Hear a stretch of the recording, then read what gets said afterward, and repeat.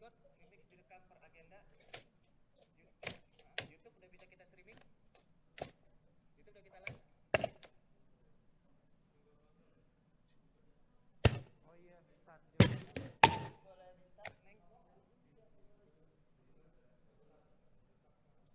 Ya, kita rekam sekarang. Untuk Zoom juga kita start untuk practice session-nya udah selesai berarti ya. Sambil nunggu participant admitted.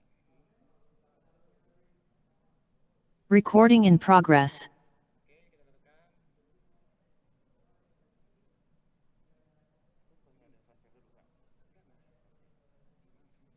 Karena ini gua nunggu Dubai dulu.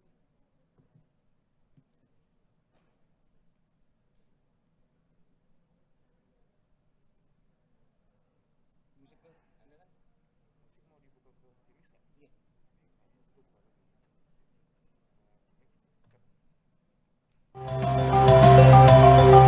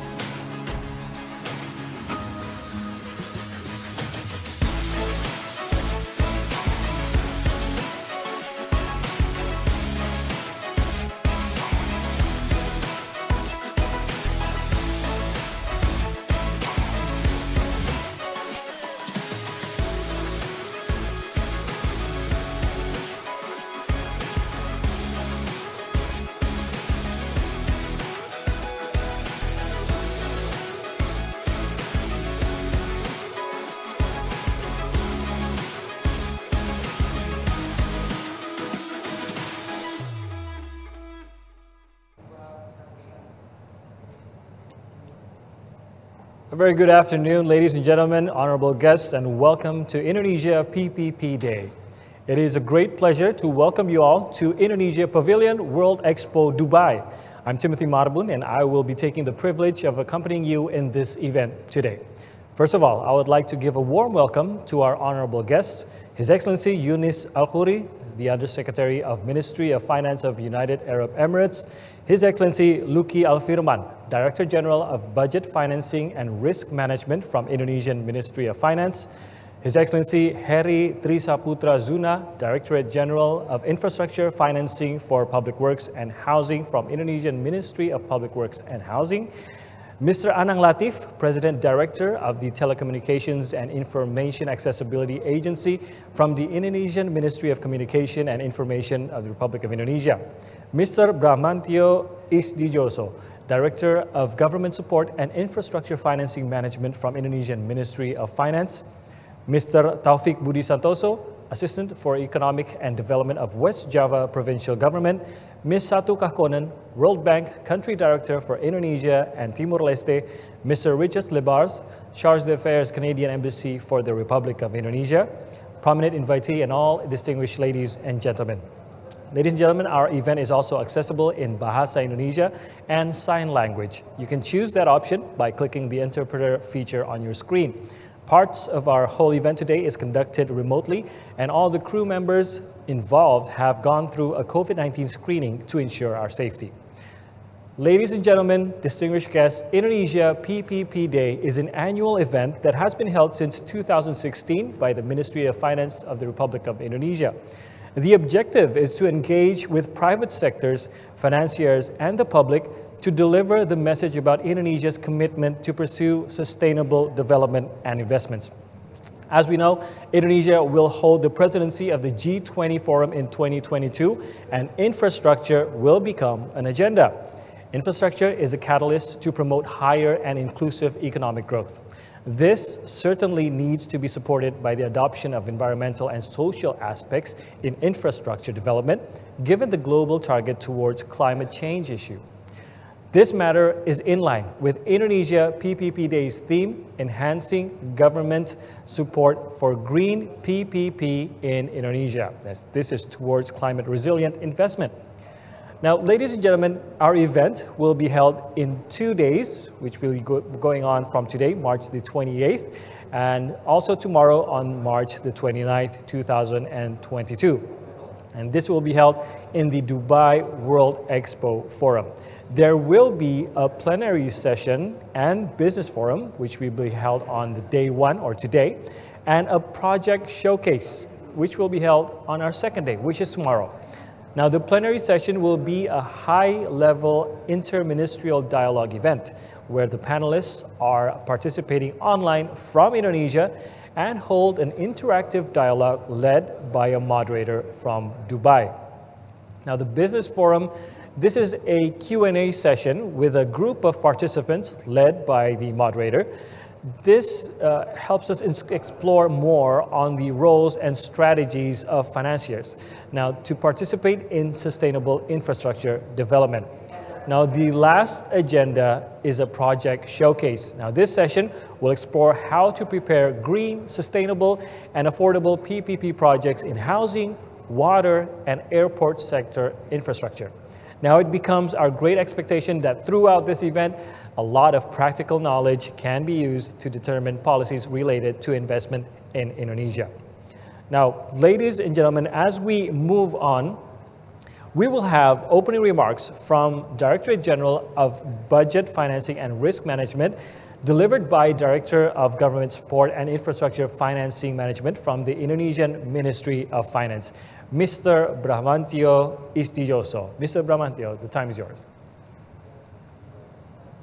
Thank you.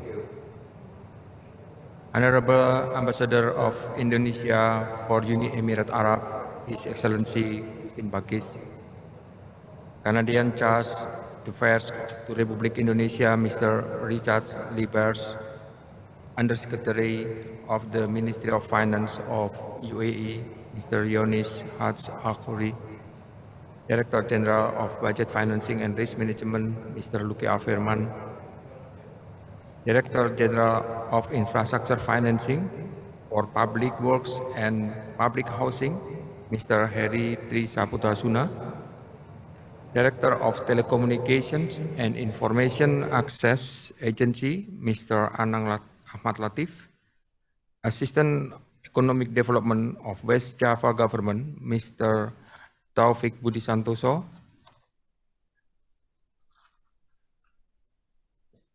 World Bank Country Director for Indonesia, Ms. Satu Kakonen, and our honorable guests.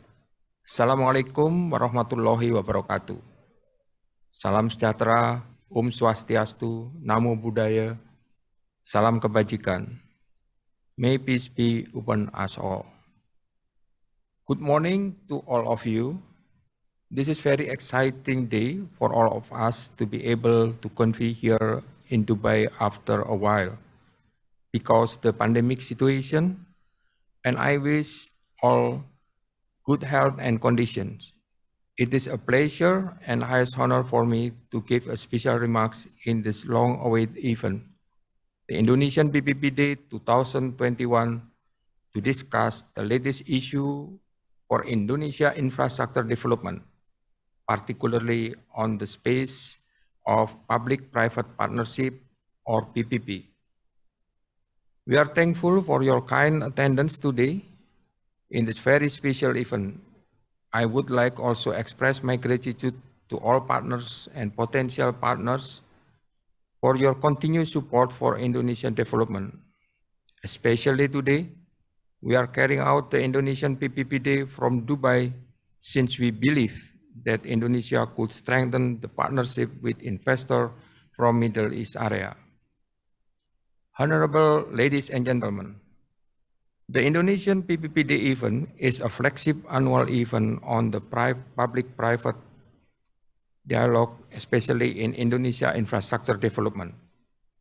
The Indonesia Ministry of Finance organized this kind of event to engage with the private sector, financiers, and the public to deliver a brief about Indonesia infrastructure schemes and policy, particularly the public-private partnership scheme.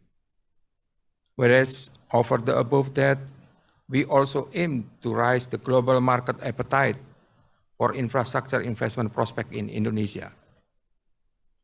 Today we gather here to hold the 4th Indonesian PPP Day by Indonesia Ministry of Finance. The previous event had been successfully held in Singapore with the term Beyond Boundaries Indonesia as Global PPP Investment Destination, to signal our ambition to capture the global infrastructure market attention. We consistently maintain this annual event as a commitment of the Indonesian government to strengthen relations and respect with the international investor. We believe that investors from Middle East countries, in particular from UAE investors, have a great potential, and we look forward to welcoming them.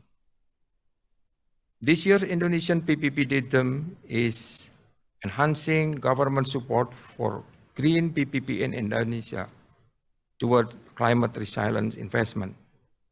We choose this theme considering growing importance of environment and social risk and its impact on infrastructure. We also note an increasing appetite of international investors who consider sustainability, more specific in environmental and social aspects on their investment decisions. We decided to arrange this event in Dubai World Expo 2020, which is a global event that links innovation, technology, art, and culture to offer a great experience to the world. So it is our hope that Indonesian PPP Day 2021 could take a significant part and provide substantial contribution to this international event. On that matter, the government of Indonesia has a strong commitment to address climate change issue and challenge, especially in infrastructure agenda and its expected objective from implementing the ESG framework in Indonesia. Our commitment is implemented among others in Indonesia term proposal in Indonesia G20 presidency this year. Distinguished ladies and gentlemen, we are very privileged today that we can listen directly from representative of Ministry of Finance, Ministry of Information and Communication Technology, Ministry of Public Works and Housing. Furthermore, we have invited one of our considered most promising regional partner in the PPP project, the provincial government of West Java. We will discuss four main topics, which are: first, embracing sustainable and resilient infrastructure development through the implementation of the ESG principle. Second, enhancing inclusivity and resilient infrastructure development through digital infrastructure. Third, addressing the new perspective in infrastructure development through ESG. And the last, adopting green and inclusive principle in local infrastructure investment.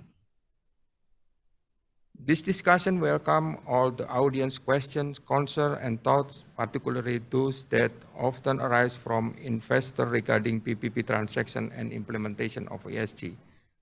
We believe that the panelists can provide answer and assure to address the question and concern from the investor perspective. Following our main session in the business forum, will be discuss the role of sovereign guarantee as assistance to ensure ESG principle implementation in the project development staging. Additionally, we will also discuss how blended finance can promote sustainable and resilient infrastructure development. The discussion will cover both perspectives from the Indonesian and also the UAE government. Finally, we will also present our SDG Indonesian One works as blended finance platform in Indonesia. The next day, we will provide you another business forum to present the implementation of ESG aspect in our ongoing PPP projects. Our special mission vehicle, we showcase their approach and preparing, structuring, and bankable project according to the ESG principle, while aligning with the market appetite from the housing, water, and transportation project sector. Distinguished ladies and gentlemen, this event will not be possible without generous support of the Canadian government and the facilitation of the World Bank Group. We would like also to thank the Ministry of Finance of the UAE, the Embassy of the Indonesia in Uni Emirat Arab, the Consulate Jenderal of the Republic of Indonesia in Dubai for supporting this event. The participation of fellow Indonesia stakeholders also humbles us. Hopefully, we will be able to draw mutual lessons for the further coordination back home. Again, we wish a beneficial discussion among us in the coming session. Thank you. Assalamualaikum warahmatullahi wabarakatuh. Waalaikumsalam. Mr. Bramantio, thank you very much. And also please deliver our warm welcome as well to His Excellency Husin Bagif, Ambassador of Indonesia to the United Arab Emirates, who joins us today. Thank you very much, Your Excellency, for joining us today. Moving on, the next speech will be attended by the World Bank Country Director for Indonesia and Timor-Leste, Ms. Satu Kahkonen. Ms. Satu, time is yours. Your Excellencies, Ibu Sri Mulyani Indrawati, Minister of Finance, Pak Basuki Hadi Muljono, Minister of Public Works and Housing, Pak Johnny Plate, Minister of Communication and Information Technology, Pak Ridwan Kamil, Governor of West Java, Mr. Richard Lepars, Acting Ambassador of Canada to Indonesia, ladies and gentlemen. On behalf of the World Bank, it's my great pleasure to welcome you to the Indonesia Public-Private Partnership Day. Let me also acknowledge the generous support of Canada for this event. The past 2 years have been challenging as the pandemic has continued to cause health, economic, and social crises across the globe, including in Indonesia. I commend the extraordinary efforts of the government of Indonesia in successfully coordinating health resources and social assistance across the country to respond to the pandemic. Indonesia's economy has weathered the crisis better than many other economies in the world, thanks to Indonesia's prudent macroeconomic management. Now the focus is shifting to supporting economic recovery and addressing the climate change. Climate change is the defining challenge of our times. By 2030, Indonesia aims to reduce greenhouse gas emissions by 29%, or by 41% if international support is available. Indonesia also seeks to achieve net zero emissions by 2060 or sooner, and is preparing for the energy sector transition. Like elsewhere in the world, Indonesia's transition to low carbon will rely on active involvement of the private sector. Government in Indonesia or in any other countries cannot do the transition successfully alone. It will take everyone's effort: the government, the private sector, the civil society, and development partners. I'm pleased to recognize government's efforts to improve institutions, policies, and processes to facilitate public-private partnerships and private investments. Between 2016 and 2021, there was a notable increase in private investments in Indonesia, with over 23 projects, especially public-private partnerships, reaching financial closure to the tune of $13.25 billion. Indonesia's efforts to support private investment include mechanisms to address viability gaps, de-risking of projects, a project development facility to prepare public-private partnerships, and options to introduce private investments in government-owned assets through asset recycling and the creation of a sovereign wealth fund. Indonesia has also issued the world's first green sukuk under the Green Bond and Green Sukuk framework. So a lot has been done. But while important steps have been taken, a lot more still needs to be done. Reforms are needed to harmonize the regulatory regime to accelerate climate-smart development. Indonesia plans to mainstream environmental, social, and governance standards in infrastructure and create incentives for clean development and sustainable energy transition. This is very welcome.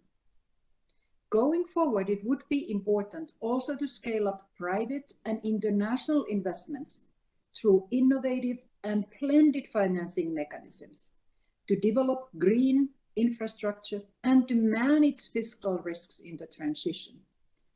And that also includes addressing the role and governance of state-owned enterprises. The Indonesia Public-Private Partnership Day brings investors together for Indonesia's infrastructure to promote sustainable, green, and inclusive development through public-private partnerships. The World Bank is committed to supporting Indonesia in its climate action as well as in its development goals. We do that in many ways. Let me mention three.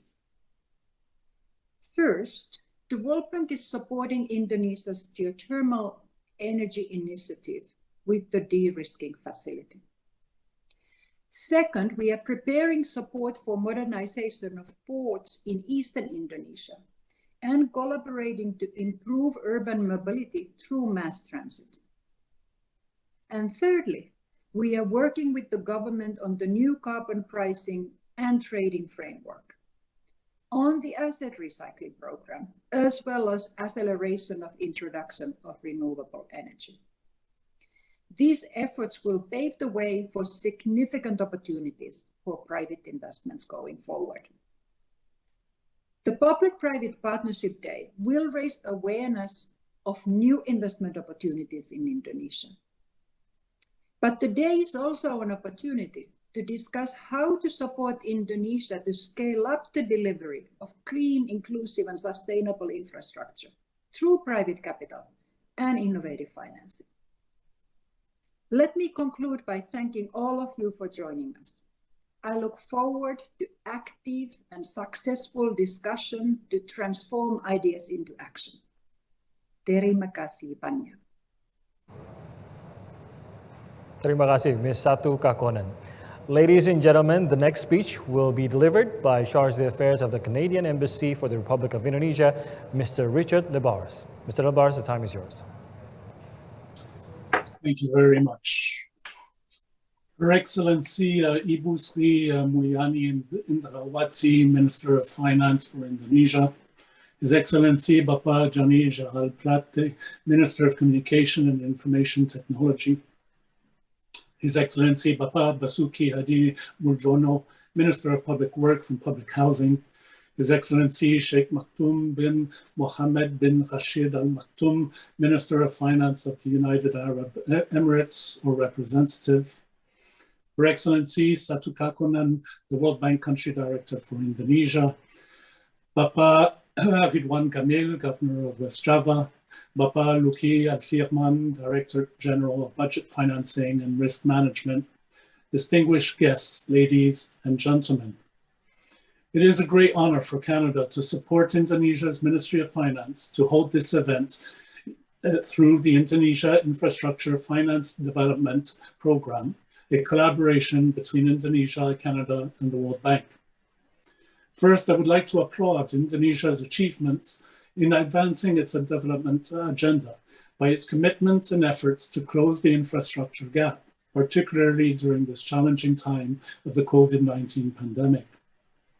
Over the recent years, including these last 2 years of the COVID-19 pandemic, Indonesia has been active in building more public infrastructure, ensuring that more roads, airports, seaports, power grids, water treatment facility, and other infrastructure were built for its people across the archipelago. We have seen more and more of these infrastructure developed using the public-private partnership scheme. This demonstrates the increasing capacity of the government of Indonesia and the improved enabling environment to attract more private sector to participate in long-term infrastructure projects. Nevertheless, we know that Indonesia is still facing challenges in meeting its enormous infrastructure demand due to the development disparity between regions and the ongoing impacts of the COVID-19 pandemic. The pandemic has made it difficult for countries around the world to manage our budget. We have all shared experience in seeing significant increases in spending for health, social assistance, and incentives to stimulate our national economies. Meanwhile, revenues remain stagnant and have even declined for some countries, hence widening our budget deficit. Despite these difficulties, Indonesia has done remarkably well managing its budget deficit over the last 2 years of the pandemic from a 6.14% deficit in 2020 down to 4.65% in 2021. At this rate, I'm confident that the Ministry of Finance will be able to bring Indonesia's budget deficit back to its pre-COVID-19 pandemic level, which is under 3% as targeted by 2023. At the same time, we are facing more adversities and challenges coming from the impacts of climate change. To overcome these challenges, governments from around the world, including Canada and Indonesia, have been committed and have actively taken measures to help mitigate the impacts of climate change on our environments, and most importantly, to our people and their livelihoods.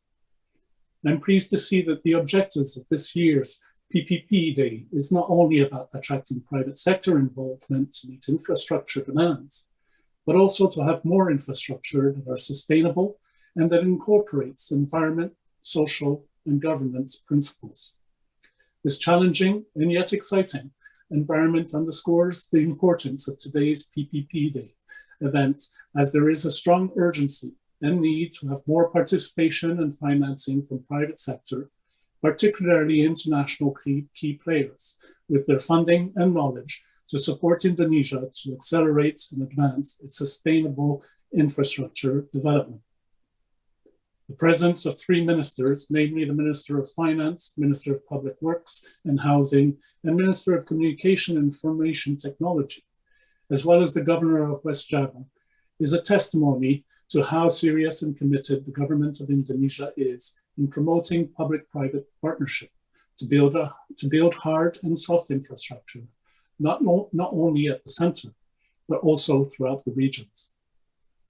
Through Canada's support in this IIFD program, we have been sharing some of our good practices with our Indonesian counterparts, led by the Ministry of Finance, on how we utilize the PPP scheme to meet our infrastructure needs through Indonesia's regular participation in the annual conference held by the Canadian Council for Public-Private Partnerships. In addition, as evidence of the strong relationship between the two countries in infrastructure, we are pleased to see that 2 of Canada's largest pension funds, the Canada Pension Plan Investment Board, or CPPIB, and the Caisse de dépôt et placement du Québec, or CDPQ, in recent years enter into partnership with local and international companies to invest and finance Indonesia's PPP projects. I believe this is just the start of our collaboration, and we hope to see many more Canadian infrastructure stakeholders share their experience and expertise with our Indonesian friends, especially in the areas of green and sustainable infrastructure projects. In Canada, since the start of the PP scheme in 1990, there have been over 220 public infrastructure projects in various sectors, including transport, education, and health, that have been financed and built using PPP. These projects have generated significant economic benefits to us, including employment creation, increased tax revenue, and improved economic outputs. There are several key determinants of Canada's success in using PPP to build our infrastructure. First, high-level political will across all levels of government is essential. In Canada's experience, the initiative to use PPP schemes was not only led by the federal government alone, but the provincial governments were also a driving force behind the rollout of successful PPP projects in their own jurisdiction. Therefore, it is very encouraging to see the presence of Governor Ridwan Kamil from West Java today to show that the provincial government is very much on board and committed to using PPP schemes for their local infrastructure projects.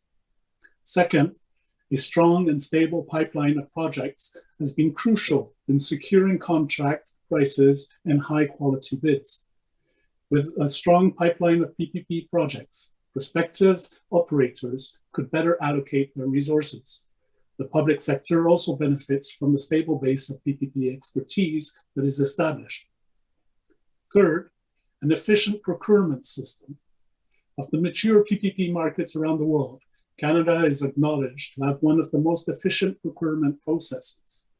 Overall, the median procurement time over the whole process prior to the pandemic was approximately 16 months. Consequently, bid costs in Canada are lower than in comparable markets, such as Australia and UK, attracting more companies to put competitive bids. Lastly, a diverse market for project finance.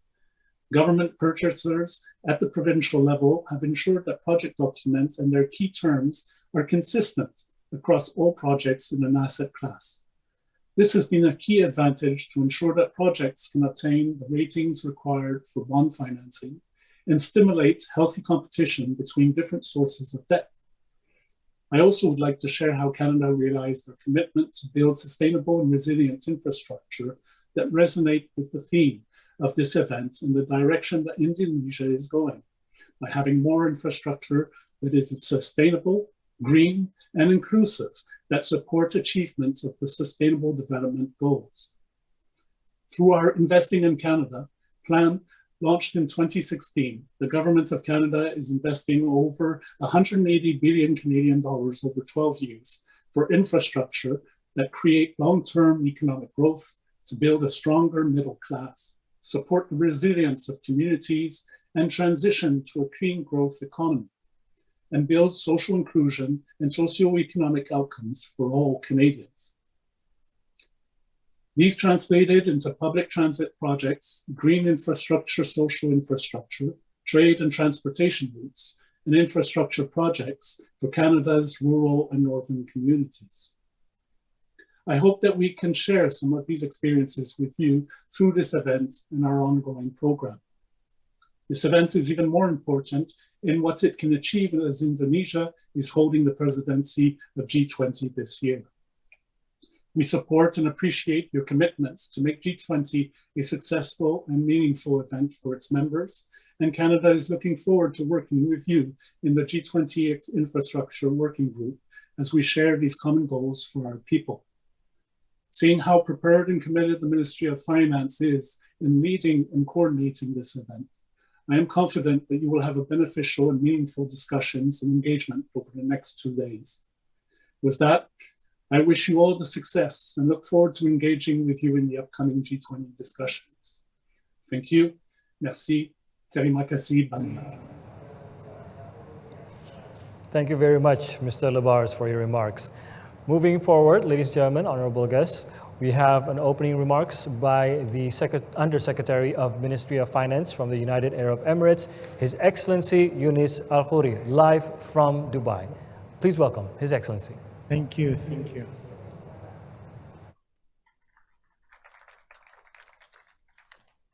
Your Excellencies, distinguished guests, Assalamu alaikum wa rahmatullahi wa barakatuh. And welcome to Dubai Expo 2020, home for 192 country pavilions that came together under the theme of opportunity, mobility, and sustainability. I would like to start by thanking the government of Indonesia and the PPP unit and the Ministry of Finance for hosting us today in this landmark pavilion, symbolizing diversity, innovation, and opportunity. I'm delighted to host ministers, virtual, international investors, PPP-related stakeholders, and a wide representations from the Indonesian government. We are all gathered today to explore potential collaboration for future of infrastructure financing and economic development. Today's agenda focuses on the importance of private investment in infrastructure to accelerate the green and sustainable transition, which helps bridging infrastructure investment. Attracting investors to infrastructure projects is a global priority that is currently being mainstreamed through the G20 efforts and advancing the agenda of quality infrastructure and promoting infrastructure as an asset class. To that end, we understand and support the Indonesian G20 presidency in prioritizing scaling up sustainable infrastructure investment by leveraging private sector participation to fill the existing financing gap and develop a more resilient and sustainable infrastructure sector. This will benefit both the public and private sectors, as it brings social, economic, and cultural benefits, which helps governments create a better future for younger generations. Promoting the quality of infrastructure projects also plays a vital role in attracting more private investors. It enables economical growth by maximizing the economic impact of infrastructure and creating a virtuous circle of economic activities stemming from infrastructure. Both Indonesia and the UAE have made significant progress in advancing quality and sustainable infrastructure objectives. For example, Indonesia's pioneering achievements of being the first government to issue a green sukuk in March 2018 and setting national determined contributions since 2016 to reduce carbon emission by 26 or 29 in 2030, and increase the target to a 41% reduction with international standards. The UAE mobilized private sector expertise and international capital toward long-term partnerships on significant infrastructure projects, such as Abu Dhabi Masdar City, which stands out as a testament to the UAE ambition effort to develop sustainable carbon infrastructure. The UAE has also launched the Dubai 2040 Urban Master Plan and the UAE Green Agenda 2015-2030, and has recently started implementing the UAE Circular Economy Strategy 2021-2031. One of the key priority sectors is green infrastructure, which was identified as a key pillar of the UAE circular economy. We noted that Indonesia is finalizing the carbon pricing regulation law and began implementing blended finance schemes to optimize infrastructure financing schemes and green infrastructure needs. This is supported by the SDG Indonesia 1, established by the government of Indonesia in 2018 to manage philanthropist pooled funded to support the blended finance scheme. We are looking forward to hearing more about those initiatives and drawing lessons. And where possible, we would like to use this opportunity to exchange practices and explore areas of collaboration. Finally, I would like to say that COVID-19 was a wake-up call as it fast-tracked the need for resilient infrastructure and called for the urgent need to fill the investment gap. We gather here today, thanks to Indonesia again, to explore ways for attracting more private investors toward green and climate resilient infrastructure investments, which can be achieved without private sector participation. By doing so, we will be ensuring government preparedness and responsiveness in the face of future disasters and risk emerging from climate change issues.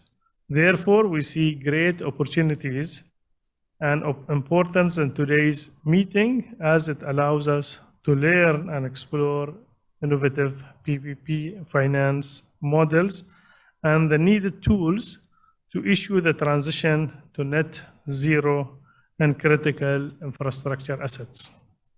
I look forward to these discussions and more. Thank you.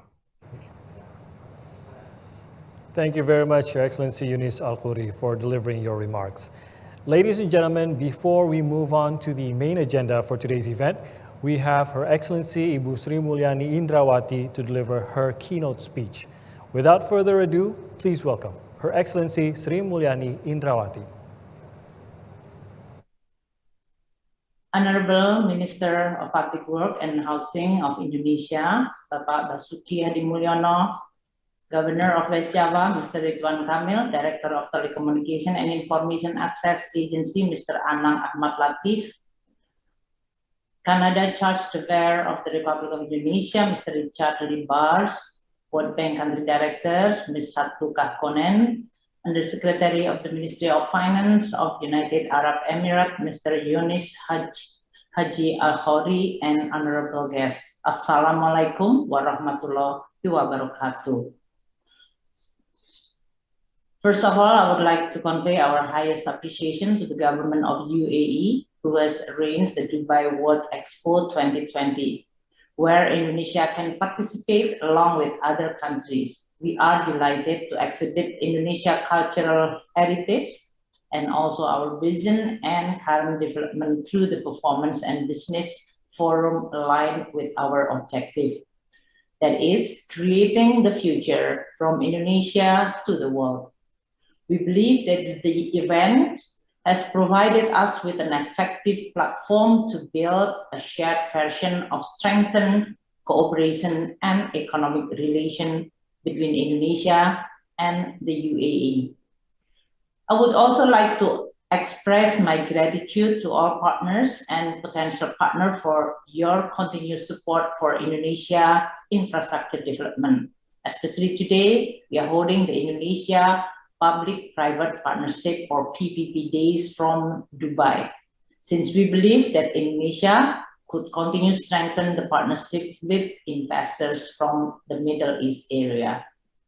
Honorable ladies and gentlemen, we all know that the impact of COVID-19 pandemic is very extraordinary and fundamentally changed a lot of economic activity. We also see after 2.5 years of COVID pandemic, we strive to recover not only from the health, but also especially on the economic era. Although we currently also see the new wave of Omicron variable in the beginning of 2020, but we are able to relatively now manage the consequence. Despite the increasing COVID-19 pandemic due to the Omicron, the economic recovery from several countries has already continued accelerated. Indonesia, among a few countries, has already achieved pre-pandemic level.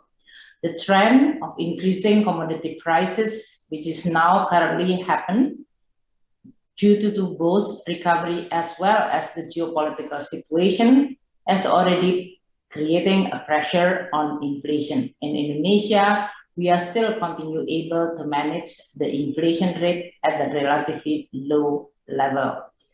In response to the economic impact of the pandemic, the government of Indonesia, along with many other governments worldwide, have deploying our policy, especially on the fiscal side, monetary and macroprudential, including financial sector policy. The situation which is currently facing by many advanced countries in the form of very high inflation, for example, like the United States, Europe, has forced them to adopt a much tighter monetary policy. This, in consequence, is going to create a lot of complication on the recovery process for many countries in the world. Indonesia continue working hard to navigate all these challenging tasks as well as environment, whether coming from the COVID itself as well as from the geopolitical and the environment of the policy, which is more tightened. The government continue pursuing the economic recovery program in 2022, which we allocate 455.6 trillion for continue boosting our recovery. The strong intervention have helped creating jobs in economy and also reducing poverty and prevented many of others' family falling into poverty. Indonesia economic performance in the fourth quarter of 2021 gained 5.02% growth. And overall for 2021, our growth was 3.69%. The strong growth also creating jobs as well as reducing poverty. Our global manufacturing activity also has already recovered very strong to 58.6% in February, although currently a little bit modest.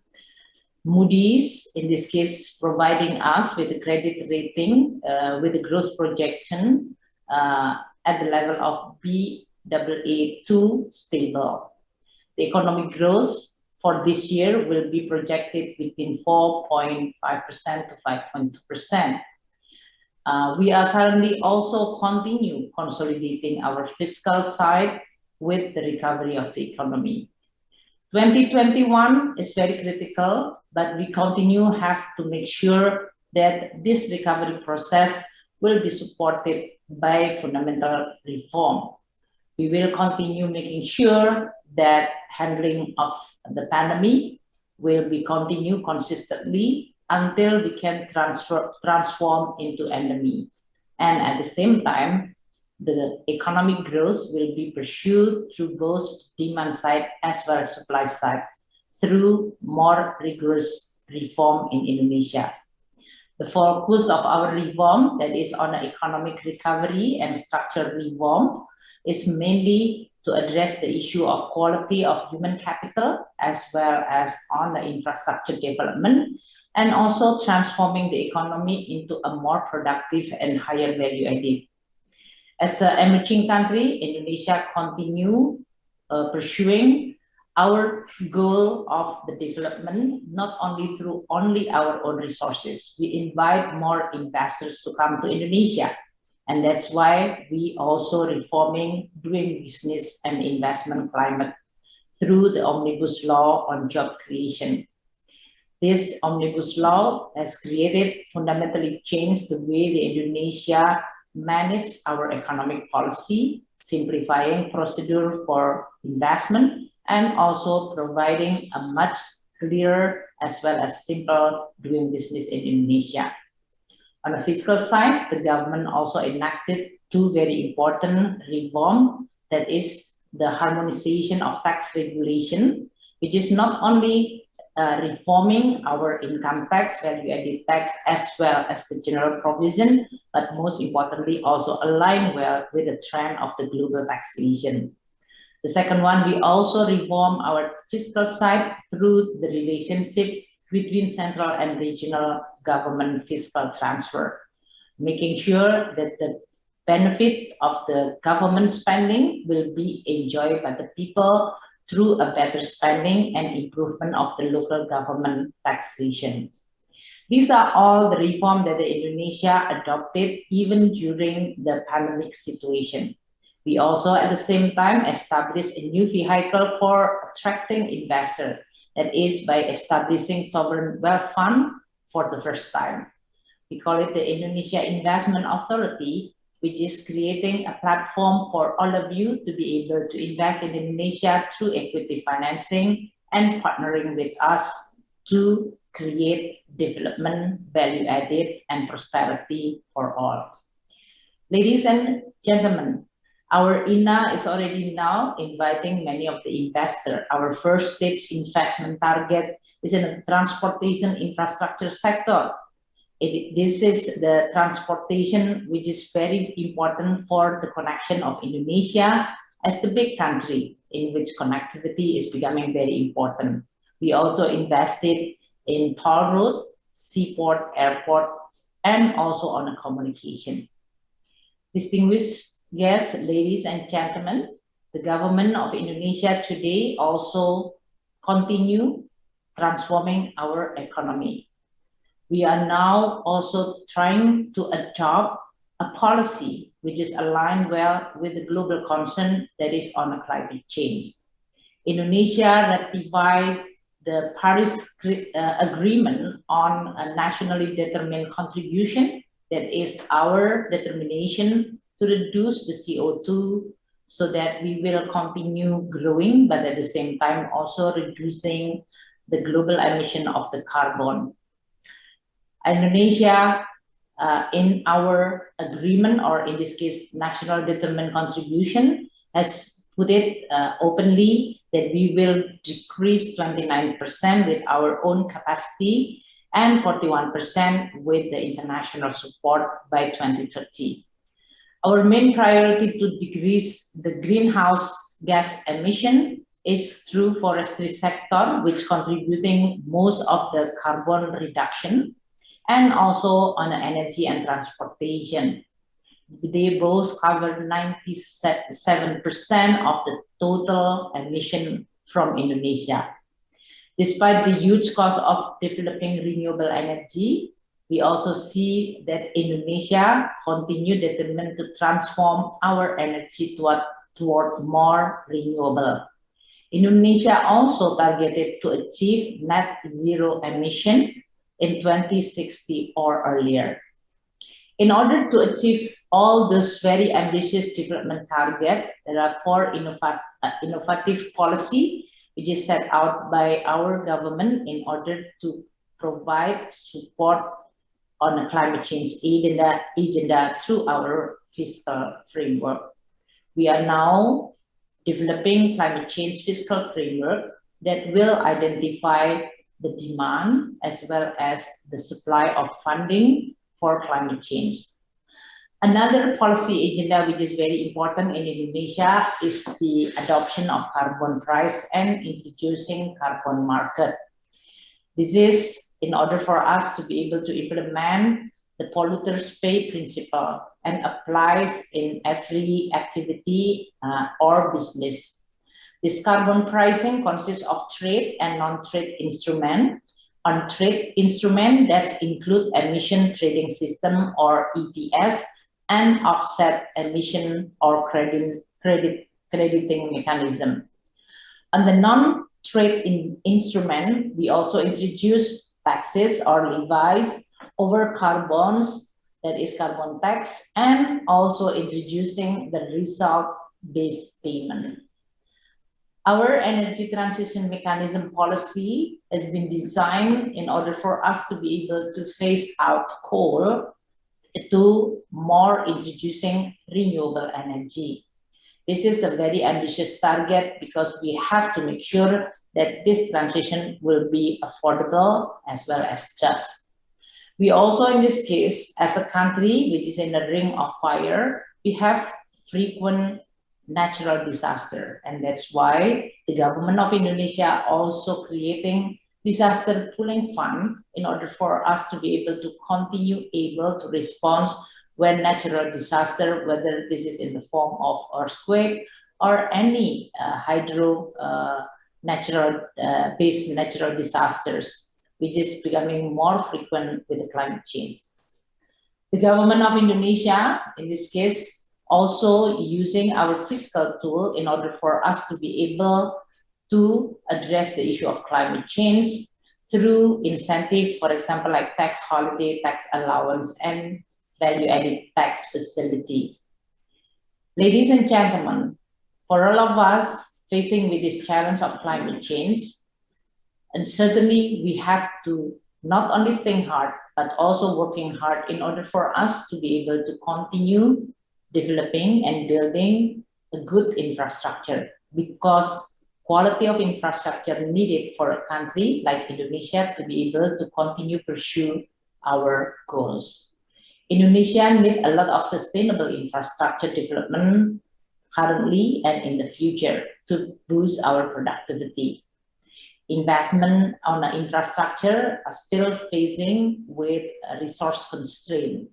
The IMF has highlighted that concerted effort by those with fiscal space along with smaller contribution by others can increase the level of real global GDP by close to 2% by 2025. That means infrastructure is a strategic investment, but certainly we have to overcome where the resources should come from in order for us to be able to continue addressing this issue in a more sustainable way. Financing infrastructure, in this case, that is becoming very important and priority, especially when all countries in the world facing with the fiscal constraint post-pandemic. Mobilizing private financing for sustainable infrastructure is becoming very critical to unlock the financial sources to develop sustainable infrastructure. Government of Indonesia continue fully aware about the importance of this private sector role on the infrastructure development. So we increase investor awareness as well as adopting the quality standard, which is now already becoming the golden standard globally, that is ESG, quality of infrastructure and investment decision. Our ESG framework implementation focus on the area of first, committing of the owner of the project to contribute to the carbon reduction, and second, the application of gender aspect for inclusivity, and the third, on the application of technology in the preparation, transaction, and project operation processes. Intensive dialogue now has been done by the government, including through today's forum, in which public and private investors will continue discuss as well as understanding and also familiarizing with the opportunity to invest in Indonesia infrastructure. At the same time, with our role as a presidency of the G20, we continue also putting the infrastructure development and financing as one of the most important agenda. This is not only to achieve sustainable development goals, but at the same time, we are taking care of this world, the earth, which needs a lot of us to taking care so that it will sustainable. Ladies and gentlemen, the government of Indonesia has already established many financing instruments in order for us to be able to attract more private investment. And we understand the value for money is very, very important for all of you. So one of our invention is creating Sustainable Development Goals Indonesia 1, a platform which is creating a blended finance platform between the government as well as all other parties for green project in collaboration with various actors or stakeholders, philanthropic institutions, donors, bilateral as well as multilateral, and climate finance institution together with the government of Indonesia will invest in the project which is green and also consistent with sustainable development goals. One of example which is very, very important, for example, geothermal facility and the subsidiary loan agreement that we've already used in order for us to be able to invest in this renewable energy. Indonesia also has a scheme to accommodate collaboration with private sector on infrastructure provision through public-private partnership scheme. The PPP framework that is already introduced long time ago, 2005, has already mobilized private sector investment in the infrastructure in Indonesia.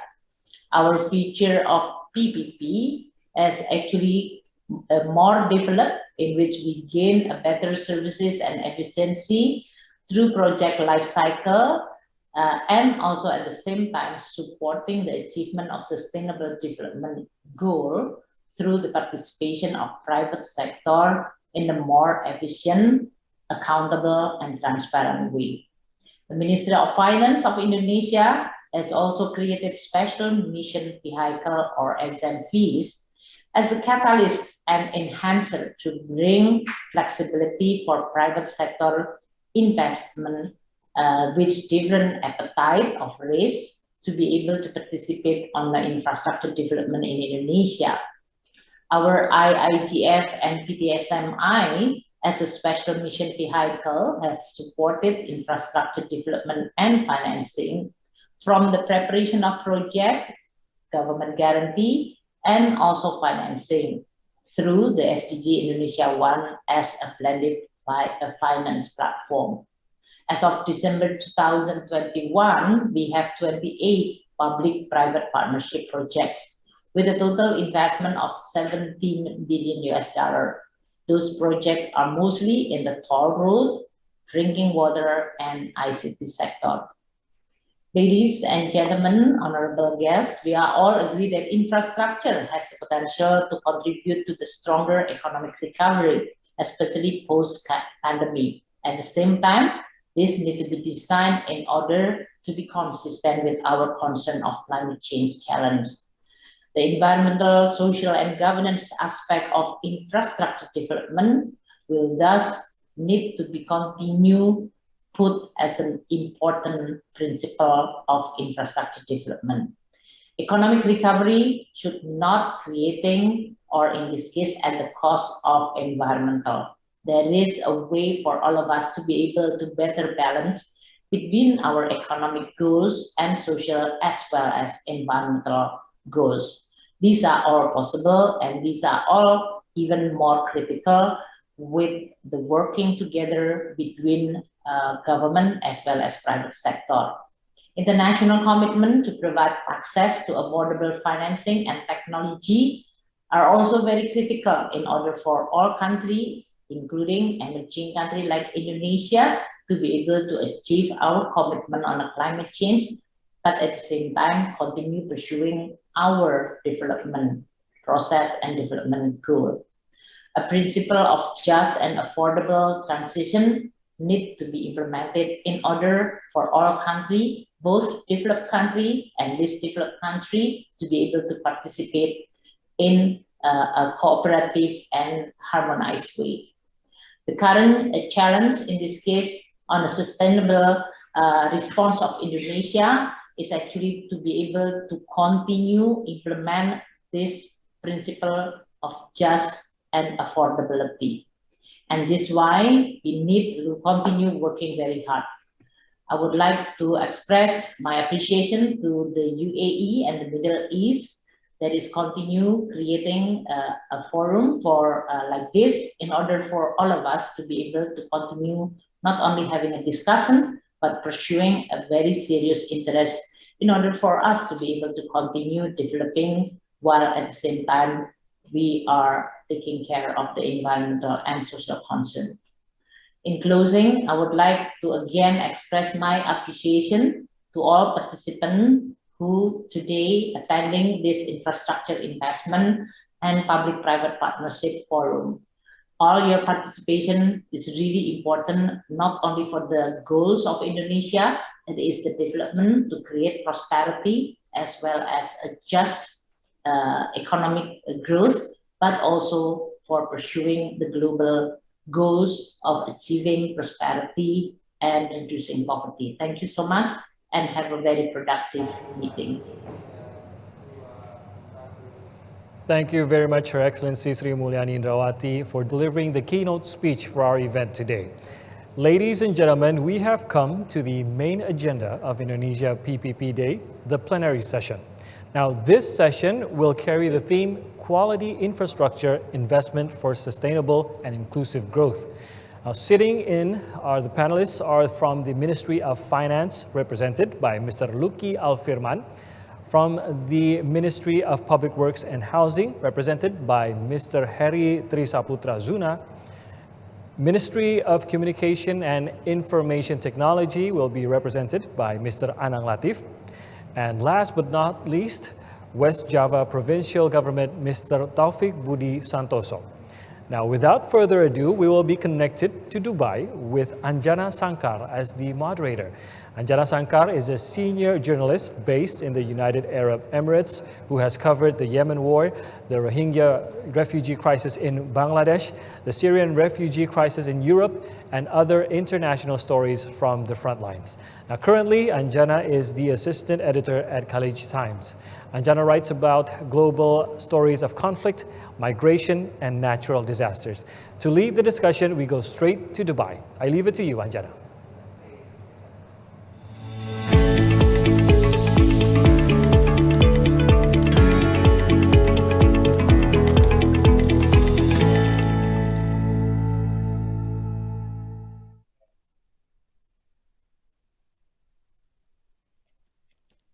Very good morning to everyone. It's an honor to have this session. We already listened to some key speakers from Indonesia and across the world talking about the goals and vision that Indonesia has in terms of addressing the infrastructure development issues, but keeping in mind the social and environmental concerns very much. So I would like to welcome the honorable guests here, Dr. Al-Khoury and Ambassador and all other distinguished guests here, and our respected panelists, some of them joining us virtually, and also Mr. Luki. Pleasure to have you here. You know, we are still living through a pandemic. Pandemic is still not behind us. And one of the big questions that most of the governments would ask is, how would they address the question of policies, framing policies for economic recovery, but at the same time maintaining their macroeconomic stability from the increased inflation pressures. Indonesia is a country which has fairly been very successful in handling the COVID situation in their country, and also maintaining and managing the impact of the pandemic which has had on world economies without having to sacrifice their medium term financial and fiscal stability. And Indonesia is very much on the spotlight because this is a country that is going to take the G20 presidency in 2022 as we speak. And infrastructure development, as we listen to the panelist members, is a key issue for Indonesia. A lot of focus there. Infrastructure is, I understand, is a catalyst for promoting inclusive and higher economic growth for every country, and so is for Indonesia. But it is very important that, since countries are addressing how to have climate change mitigating actions, so that is a very serious concern, and you cannot do that at the cost of degrading the environmental and social concerns. So today we have very key members from the Indonesia government, and I think this could be one of the very important conversations that we will have as a few days left for Expo 2020 to fall, curtains to fall on this mega event. So I will start with you, Mr. Lukiel Firman. If you could just give us an overview of what are the key objectives of the PPPDay that we have here, especially that we are hosting it at Expo 2020, which has sustainability as one of its core subjects. Thank you, Anjana. First of all, very good morning from Dubai to all of you. Very good afternoon for those of you in Jakarta. His Excellency, Ambassador Husin Bakis, Bapak Husin Bakis. His Excellency, Mr. Al-Khoury from Undersecretary of the Ministry of Finance of UAE, ladies and gentlemen. We have heard from the statement or keynote speech from Minister Sri Mulyani. I think I would like to perhaps to address your question. I would like to highlight or to emphasize again what Mr. Sri Mulyani has shared with us before. We know due to the pandemic COVID-19, almost all government in the world had to adjust, had to recalibrate their economic development path as well as target. And of course, we are very blessed that if you look at the pandemic now has been much better managed. Number of cases have been declining. And now I think we can shift our focus on how to recover our economy. But we need to remain vigilant with the possible outbreak coming from, let's say, new variant. And for Indonesia, Indonesia is the largest archipelago in the world. And so connectivity is the key for us to foster economic growth. That is, we're talking about economic growth that is inclusive as well as equal. So that's the challenge for us.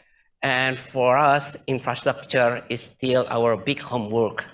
And I'm talking not only about traditional infrastructure like road, airport, or even electricity, but we also talking about like IT, digital infrastructure.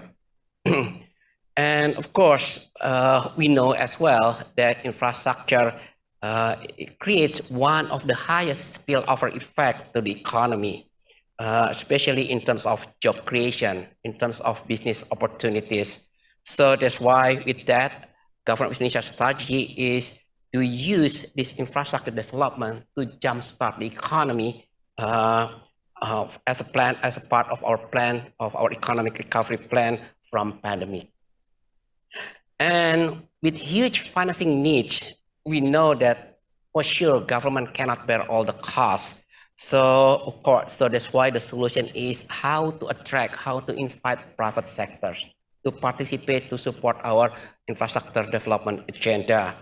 And that's why, as Bu Menteri mentioned, we have seriously been developing this PPP scheme to invite the participation of private sector in recent years. And as Bu Menteri shared with us, I think so far the trend is quite encouraging. So far, there are 29 projects have reached what's called financial close.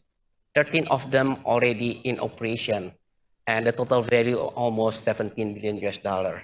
And we have more, 20 more projects are still in work in progress. What I'm trying to say, PPP scheme in Indonesia really works. So now our challenge, our job is to even further push this PPP scheme as the alternative solution for our infrastructure development agenda. And as you mentioned, of course, on the other hand, we are very concerned about these climate change issues. Government of Indonesia has been very, is very serious, is very committed to address this, to combating this climate change issue. And Bu Menteri also mentioned about our commitment. For example, we have ratified this Paris Agreement in 2016, and we have submitted our NDC, kind of our commitment to reduce this greenhouse gas emission 39% by our own effort and 41% with international support by 2030. It's huge, or is quite ambitious. It's quite ambitious. So now how we combine those two. So going forward, our strategy is not just to merely building infrastructure projects. Rather, how at the same time we also promote this infrastructure that is more sustainable, resilient, as well as inclusive. So that's kind of the tagline we are using. And we also this year we are hosting and holding the presidency of G20. And on this G20 forum, this is very in line with this G20, in which one of the objectives is how to promote, how to leverage private sectors to sustainable development goals, while considering at the same time the transition need for developing countries. So this is very, very challenging task. And so that's why, Mr. Finance, today we are initiating this today event at Dubai World Expo. Is we can have dialogue, we can have discussion with our our potential investor, especially from Middle East area, in which we can discuss, we can show to you about our commitment, our plan toward this infrastructure development that is, as I said, inclusive, sustainable, as well as resilient. Thank you, Dr. Luki. We heard your Minister of Finance talking about, as you said, how significant it is to have private-public partnership to achieve these goals. And as you rightly mentioned, it's a balancing act where you have to address your economic challenges, but not compromising the environmental issues that you have to address. But while Indonesia speaks about these commitments towards sustainable development goals, could you elaborate a little bit more on what are your new approaches while implementing infrastructure development policies, while addressing climate change issues, especially when you have a plan for a robust infrastructure development? First of all, we know that this climate change has become this global concern, right? And it needs kind of concerted collaborative effort to address this, especially for Indonesia, because Indonesia is very prone to the impact of this climate change. So that's why it's very important for Indonesia to really participate in addressing this climate change issue. And what we need is a concrete, real action to address this issue. So as I said, that we have submitted our commitment to achieve this NDC. And as I said, it's not that easy. This is quite ambitious. It needs concerted as well as continued effort from all parties, not only domestic, internally in Indonesia, but also kind of together globally. Yeah, if I may pitch in and ask you, when you are attracting private investments into infrastructure development, how do you ensure that it aligns with the larger goals of sustainability development of Indonesia? What is that approach? Okay, first of all, that we need to convince people, including investor, hey, this is our plan, right? So, for example, to achieve this NDC, so we have to formulate kind of the roadmap, the concrete plan, how to achieve that. And in our calculation, it turns out it's not that cheap. So Bu Menteri mentioned about, for example, in our calculation, we have developed or we have formulated the detail of the plan. And in our calculation, for example, 97% coming from what's called FOLU, forestry and other land use, as well as transportation and energy. So Pareto, with the Pareto approach, we know that if we are able to address those three sectors, so we are able to address already 97%. And in our calculation, it needs large funding. So almost in our calculation from to 2030, we might need around $250 billion to achieve this NDC. Right? So as I said, that government cannot bear all the costs. So I think that's where private sectors, we're talking about this, including philanthropies, multilateral development partners, some green fund, and those things, right? To also to support us in achieving those goals. And in our case, in our side, Indonesia also has undertaken some reforms, some important initiative. Bu Menteri mentioned, for example, like, look, we have already what's so-called climate change fiscal framework. There's kind of concrete support from government. And we also have worked very hard on how to formulate what's so-called carbon pricing, carbon market, in fact, carbon tax as well. And we also have launched what's so-called this new initiative called Energy Transition Mechanism, or ETM. It was launched in COP26 in Glasgow last year. And because again, Indonesia is very prone to disaster, including natural disaster, we also have initiated what's so-called disaster pooling fund. So just to show you some concrete initiatives, some concrete programs and projects to address those issues. And in the context of PPP, so we also will encourage those projects, those PPP projects that are in line with these climate change issues. So that's why we have our SMV, special mission vehicles, like PTSMI, like IIGF. And going forward, we're not talking about just traditional infrastructure project, but for example, we need to address at the same time those climate change issues. We're talking in particular green projects. So Bu Menteri mentioned that this year, hopefully, we will launch the new initiative in which, hopefully, with this what's so-called ESG framework, all government support, all government facilities provided for PPP project should comply with what's so-called these ESG principles.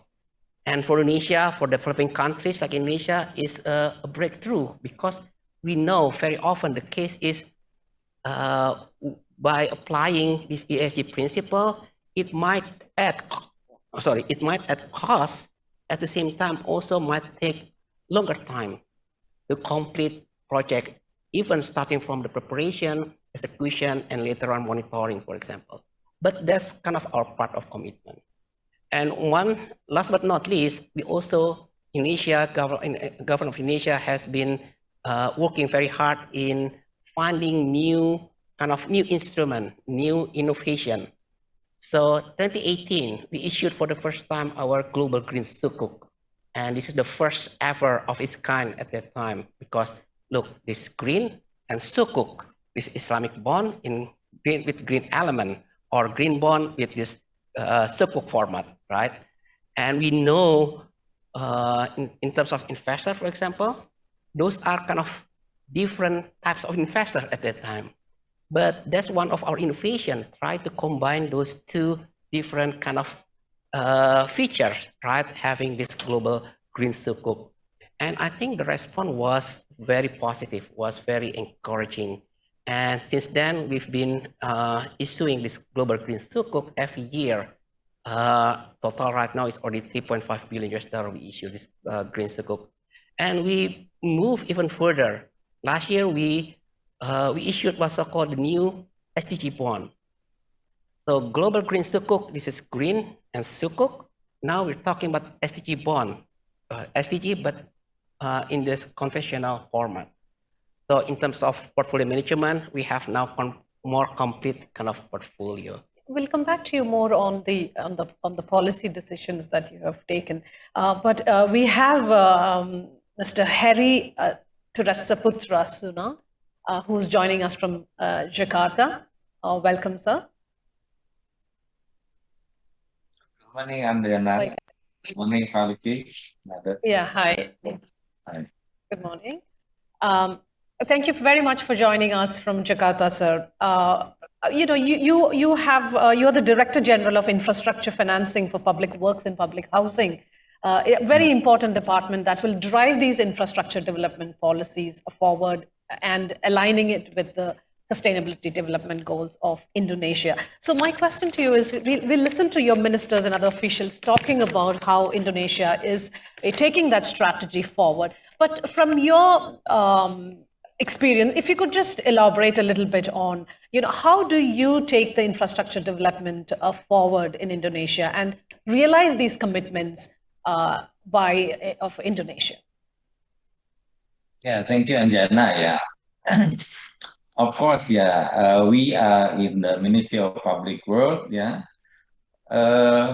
in terms of the infrastructure, we have at least 4 sectors. Yeah, 4 sectors, which is road and toll road, and then the second one is water resources and settlement infrastructure, including water and sanitation.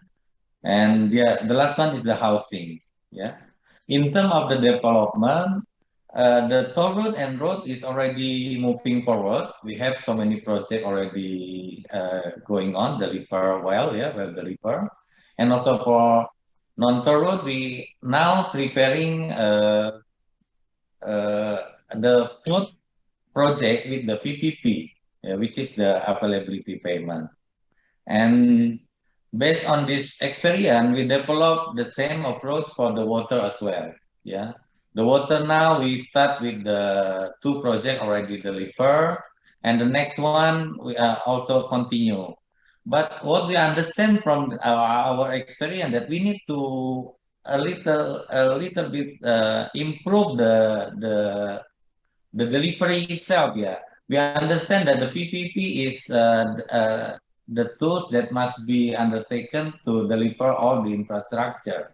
The PPP as a platform here, but the approach itself should be much modified. Yeah, say for example for the water, in order to achieve the SDG target number 6, yeah, 100% of access water, we need to understand that the project should be delivered from the upstream to downstream.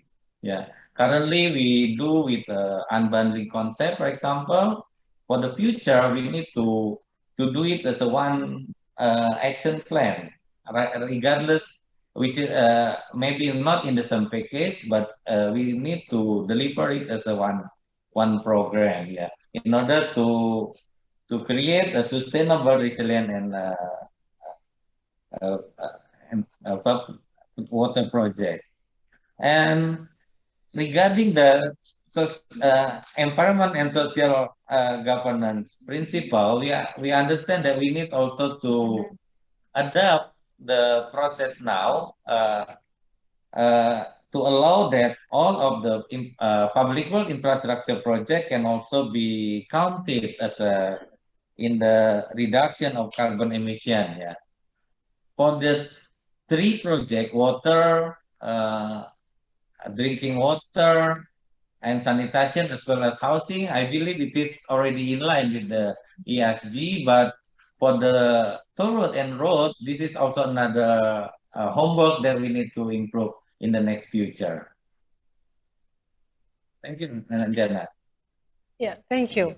Thank you very much for your response. And coming back to you, Dr. Luki, Indonesia is known as one of the biggest archipelagos where you have various provincial governments, and they are responsible. They have enough authorities to take forward their development planning. So could you just elaborate on, what are the support or policy support that Ministry of Finance offer these provincial governments to make sure that when they implement development policies, that it is aligned with the sustainability development commitment of Indonesia? Thank you, Anjana. So, Indonesia is a big country. We have 34 provinces and 514 municipalities and cities. And for us, for Indonesia, when we're talking about inequalities, we're talking about not only about inequalities among income groups, but also inequality among regions. That's kind of the big challenge for us. So when we're talking about public services, public good, we know most of them should be provided by local government, by subnational government. So we're talking about basic needs. We're talking about quite standardized needs, actually. However, we know that those local government have different capacity. So our challenge here is how to really help also just to ensure that all Indonesian people anywhere, right, have access for those adequate basic needs as well as public goods and services. And it came this pandemic, COVID-19, and the impact also, unfortunately, also quite different for different regions. So the thing is, if you look at again the impact on poverty, the impact on inequalities, almost all regions have to experience this kind of the worsening poverty rate, the worsening inequality, but at different level. Different provinces, different regions have different impact. So my point here, with the pandemic, the challenge is even bigger. Not only just to address those, this public service, this public goods, but also, hey, because of pandemic, how we recover from this pandemic as well. So this is where also central government also need to step in, okay? And that's why, again, in line with our topic today, to use infrastructure development as to jumpstart the economic recovery. And that's why those government facilities under PPP scheme also need to be enjoyed, should be enjoyed also by those local governments. So that's why we encourage, for example, our SMVs, we have PT SMI, we have this PTPII, our IGF. They also need now to go further to local government, to national governments. And we also provide facilities, as I mentioned before. We know in terms of capacity, we have to admit those local government might have different capacities, even low capacity, I would say. That's why this is where government or national government need to step in by providing like project preparation. We have this what's so-called PDF, project development facilities. We're talking about guarantee provided by IIGF. We're talking about credit enhancement, those things, those facilities. And again, with the SMVs, they need to work hand in hand on the field, right, with this local government. And today we have a representative from West Java province. This is one of the quite, I would say, progressive province. So we now, for just one showcase, we've been working together with the West Java province for project waste to energy, waste to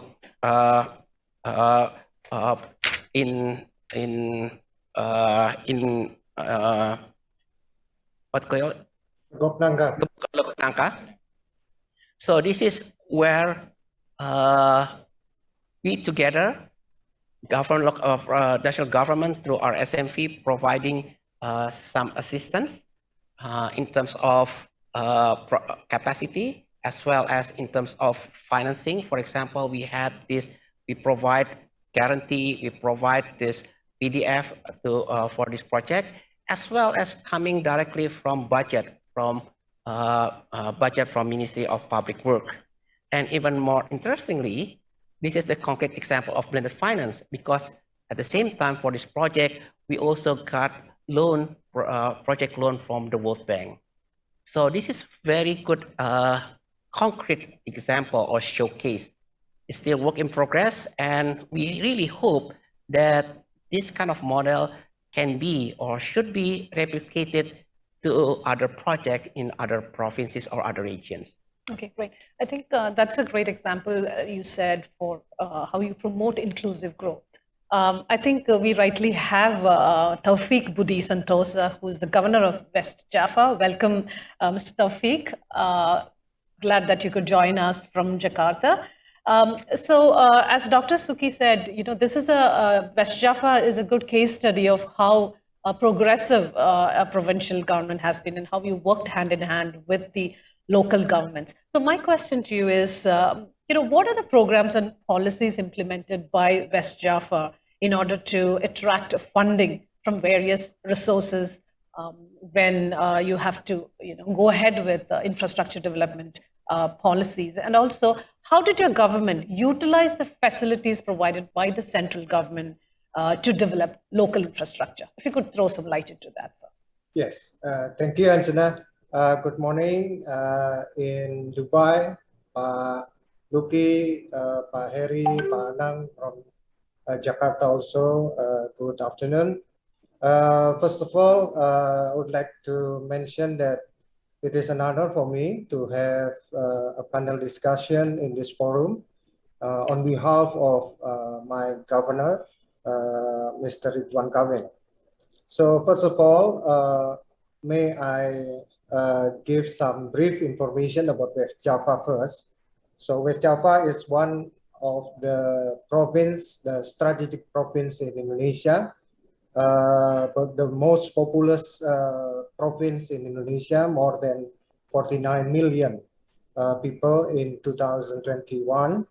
The workforce in West Java are dominated by productive age, with approximately 75% of its total population. And moreover, West Java has right now, in line with central government, right now the economic growth is positive, 3.74% in recovery period right now. And West Java also right now the #1 destination of foreign investment nationally, and also the #1 exporter, the strategic product in Indonesia. So there are three main keys of attracting investors or private investor in West Java.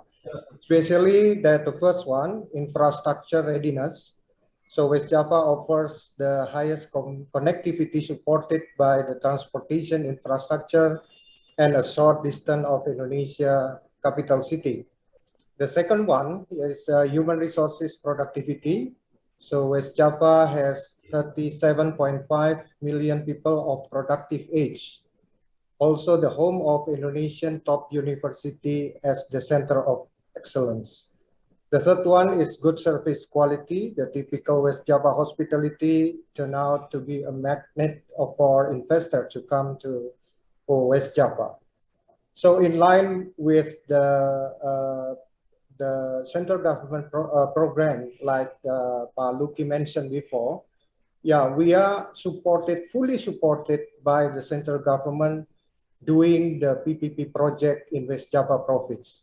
Like Pak Luki mentioned also that we are supported by PDF project development facilities, and also capacity building, and then also the guarantee And we are right now preparing for at least 2 projects under assistance from central government, mainly from Ministry of Finance and also Ministry of Home Affairs. The first one is waste to energy, Lekop Nangka. This project will service more than 1,850 tons per day, the waste product from 6 municipal and regency in Metropolitan Bandung. And then the second one is the water supply in Jati Gede. Jati Gede is, we call it Greater Cirebon in the northern part of West Java. So this water supply will service more than 1,500 liter per day, per second, I'm sorry, per day, I'm sorry. That this right now is under assistance from Ministry of Finance and PTSMI for doing the preparation for this project. So the scheme that Ministry of Finance conducted for us is in preparation phase and also in transaction phase until the financial close. So I think this supported from Ministry of Finance can boost the acceleration of the services to the public, especially in waste and also for water supply. And right now also we are promoting to Paluki the third project related with the transportation, especially the rail transportation, also in Bandung metropolitan area. Thank you very much. We really hope that this inspiring story that you shared with us could be replicated in other provinces. That can follow suit with what West Java has done. Mr. Anand, before I come to you, I have one more question for Dr. Luki. I believe that as our Undersecretary also pointed out, Indonesia and the UAE are strategic partners, and one of the key areas is definitely collaborations on digital technology. So one thing that pandemic has taught all of us is that the digital disruptions that it brought with us is we have to innovate, and implementing digital technology in various whether it's government or private sector is not just a luxury anymore; it is a necessity. So my question to you is, what do you see as the potential of digital technology applications in Indonesia, and what is the role or what are the steps your ministry is taking to accelerate digital technology implementation that can drive the sustainable development goals? Okay, thank you, Anjana. Digital transformation or digital technology. First, pandemic. I would like to see this pandemic as kind of our wake-up call, actually.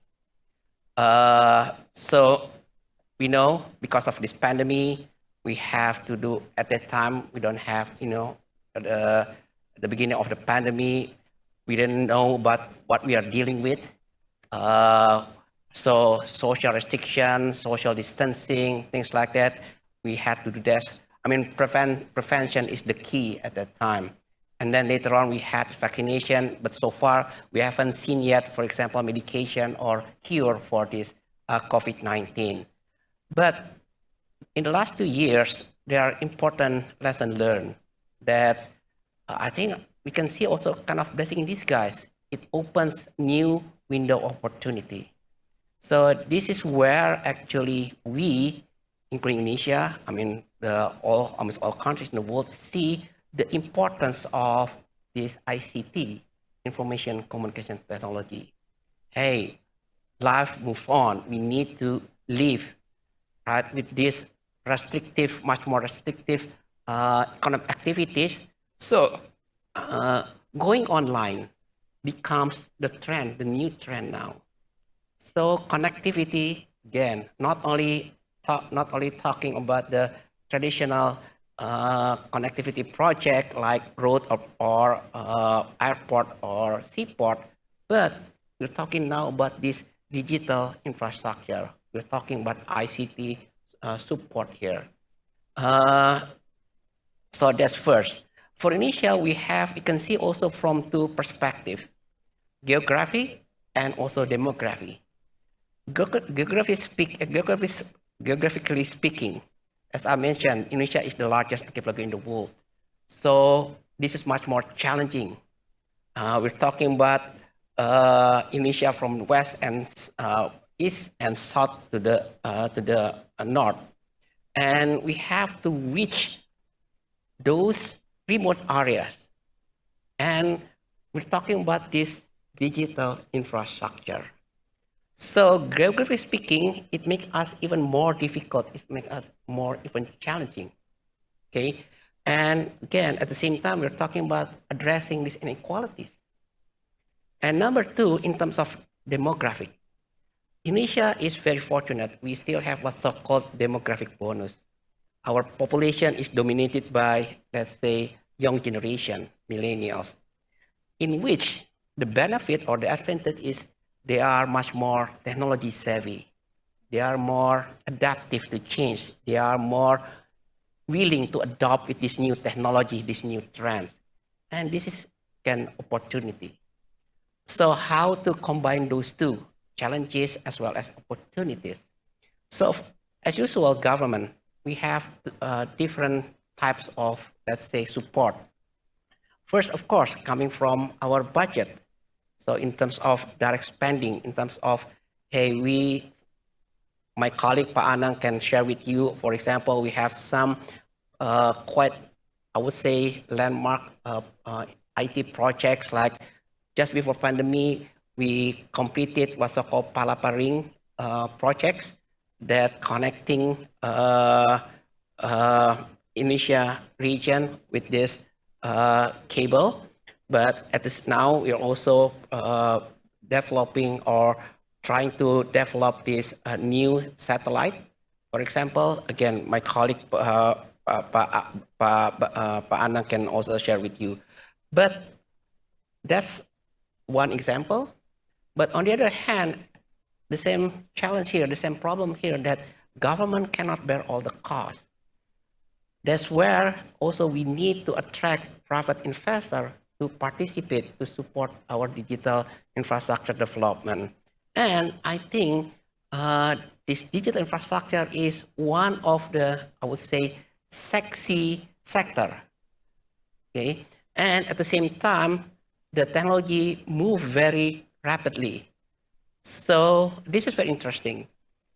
Technology moving very rapidly, at the same time quite costly, but try to find the right balance in terms of timing, in terms of the use technology, because when we decide to use this technology, hey, maybe 5 years later, it's already kind of obsolete, right? It's obsolete. So this is kind of very challenging. So back to our budget as well. So that's why government not only providing support from what's called direct spending from our budget, but also through what's called below the line, from investment.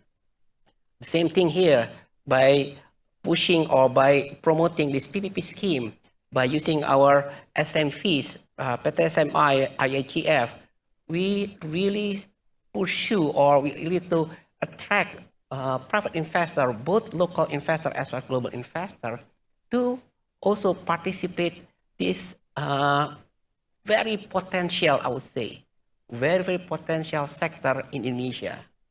So in terms of course, we know investors always look for IRR, look for profit. And again, in terms of potential, I'm talking about 260 million people, population in Indonesia.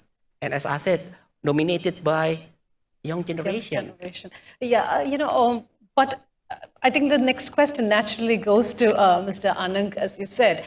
You have a young population, digital savvy, but Mr. Anang, I hope you're there, and thank you very much for joining us from Jakarta, and thank you for your patience, coming to you. last but not the least. So the question to you is, when we talk about digital transformation initiatives, but everything boils down to the question of connectivity, access, digital access for people. So could you elaborate a little bit on what are the overarching actions and policies that you have taken to achieve sustainability and also to address the question of digital divide in a vast country like Indonesia?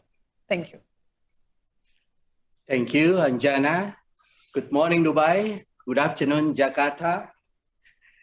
Before answering your question, Anjana, let me say hello to Pak Luki Afirman, Q, Bapak Heri TZ, and Bapak Muhammad Taufik Budi Santoso.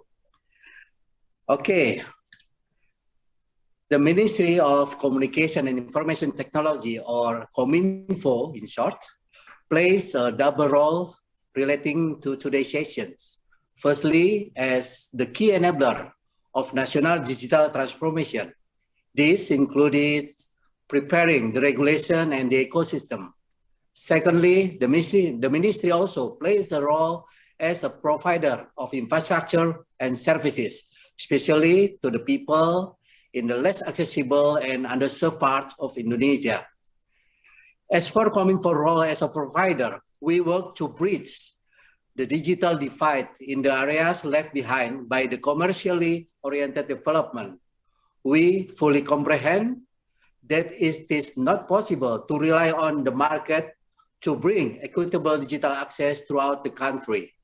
Almost 20 years after the privatization of telecommunication service, we have still got many underserved locations in terms of internet connectivity. Therefore, the government must step in to close the gap. The government must commit to provide reliable infrastructure without leaving anyone behind.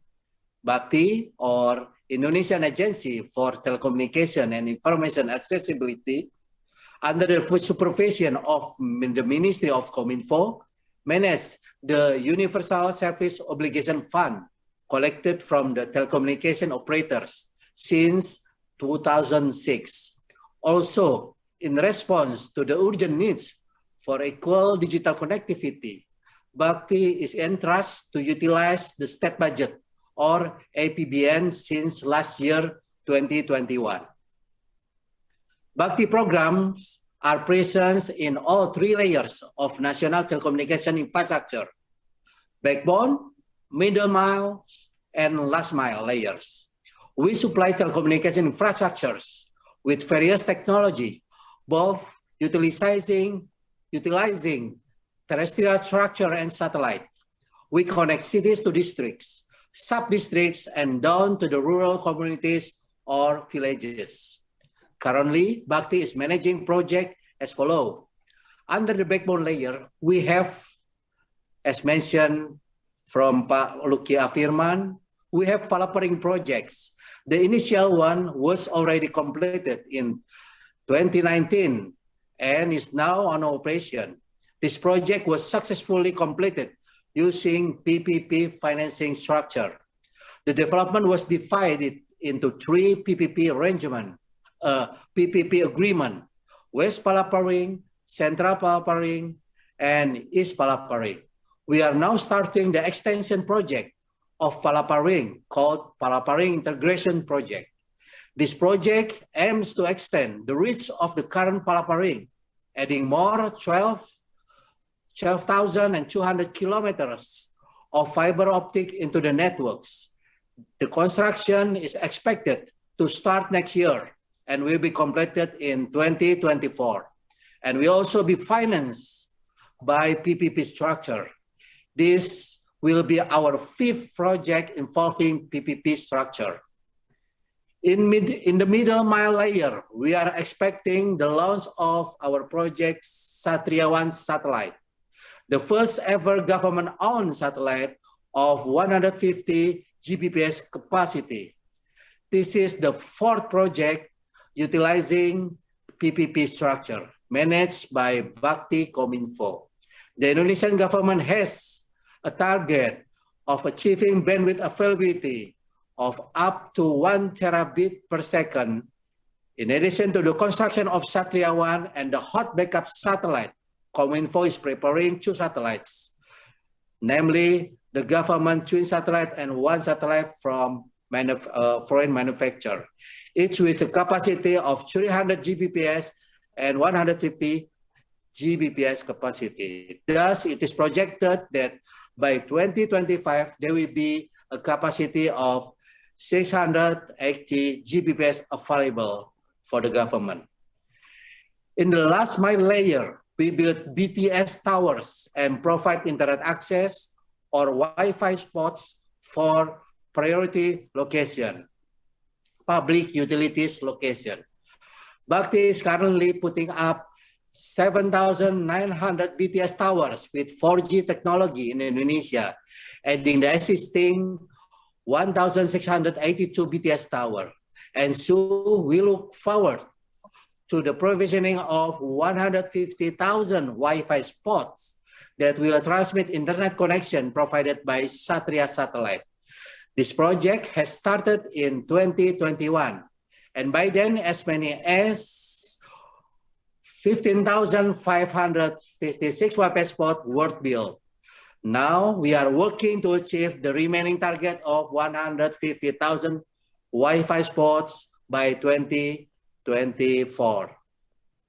Thank you. Let me hand over to Ms. Anjana. Yeah, thank you. Thank you, Mr. Anang, for giving us an overview of what are the efforts being done to improve connectivity in Indonesia. Now that we've listened to all our panelists virtually and with Dr. Luki present here, I would like to open the floor for questions, if you have any questions, gentlemen.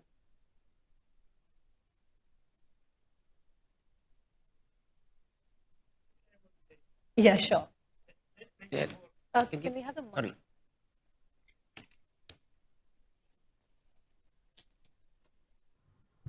Thank you for inviting us today to this very important session.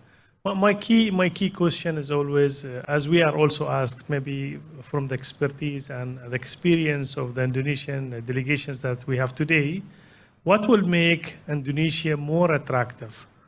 Is it the legislative side? Is it the government commitment? What will make it more attractive to the private sector to invest more into the PPP initiative? Yeah. Thank you. Thank you. Would you like to take the question? Okay, thank you very much. Thank you. Thank you. Okay, as Bu Menteri has shared with us, and I would like to emphasize her points. First, Indonesia is a big country as well as very potential. We are a developing country. For example, yes, because of pandemic, almost all countries have experienced kind of a bit setback of our economic development. But Indonesia has been able to manage our economy.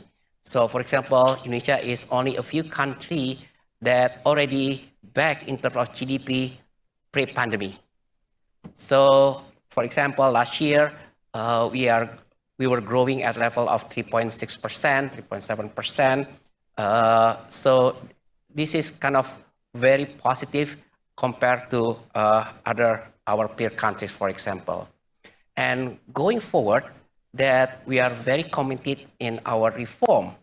As even during the crisis, during the pandemic, we've been undertaking embarking some bold structural reforms. Like Bu Menteri mentioned about this job creation omnibus law. We're talking about the new tax reform, the new tax law, as well as the new law on relationship between central government and local government. The point here is, even under these very difficult times, that Indonesia government is still committed to undertake this structural reform to improve our economy, to be able to attract investors. And as I said, that's very potential in the sense that, look, 260 million population Indonesia, we are growing. Our middle income group has been growing quite extensively. If you look at Indonesia just being upgraded from what's so-called lower middle income country to upper middle income country. And we are quite optimistic that going forward that we should be able to even graduate to high income country. That's our vision for 2045. And today's context or today's topic on PPP, this is one government effort, concrete effort to how to attract these private investors. We know when we're talking about infrastructure, we're talking about long-term commitment, long-term investment. So how do we attract this private investor? And we know the key ingredient, the key element is we're talking about trust. We're talking about confidence from private investor. That's what we are trying to do. We try to communicate. We try to have dialogue. We try to have discussion to show to you our commitment. And this is very important, concrete action, concrete policies. So we're not just NATO, not action talking only. So we try to show you that it really works. For example, that's why it's very important for us to have tomorrow, we're going to have session talking about the detailed technical level about the project that we are offering. As I mentioned, PPP scheme Indonesia is really works. So 29 projects has been completed, right financial close, and there are more and more projects still in progress now. We have introduced the new modalities. We call it INA, this sovereign wealth fund basically. Thank you also. We have very good support, participation from UAE government as well as investors. So this is just to show you how we try to reach out, how to convince, how to ensure that private investors, including global investors, are really looking at Indonesia as very potential place to invest. Thank you, Dr. Luki. I hope he answered your question where, I think the name of the game is to keep your country investor friendly and business friendly so that, investments will... Oh yeah, one more thing that today's topic also we're talking about this sustainable development. So not only about developing just infrastructure project, but we would like to have something that is sustainable as well as inclusive. That's very, very important. Okay, fantastic. Because we are running short of time, I would love to invite each of the panelists, starting with Mr. Anand, to give your closing remark on importance of PPP and what are your key takeaways? If you could limit it to 1 minute, I would really appreciate it. Thank you. For all the panelists. Thank you. Thank you. The government of Indonesia will continue to deploy both upstream ICT infrastructure through fiber optic backbone network, microwave link, high throughput satellite, base transceiver station, and downstream ICT infrastructure through cloud computing technology. This aligns with one of the current G20 agenda, digital transformation, which will affect the economic, financial, trade, education, health, and public sector. As the leader of Digital Economy Working Group and the leading sector of all digital transformation related issue across working and engagement groups, the Ministry of Kominfo will orchestrate all the processes to achieve the overarching goal, recover together, recover stronger. Thank you. Thank you. Can I take please? Mr. Harry? Thank you, Anjana. Yeah, Ministry of Public Work, still will continue to develop its infrastructure, including the economic infrastructure, as well as the basic infrastructure. In this concern, PPP as a platform, we still continue to develop, to deliver all of the project. In this case, we invite all of the investors to invest in Indonesia.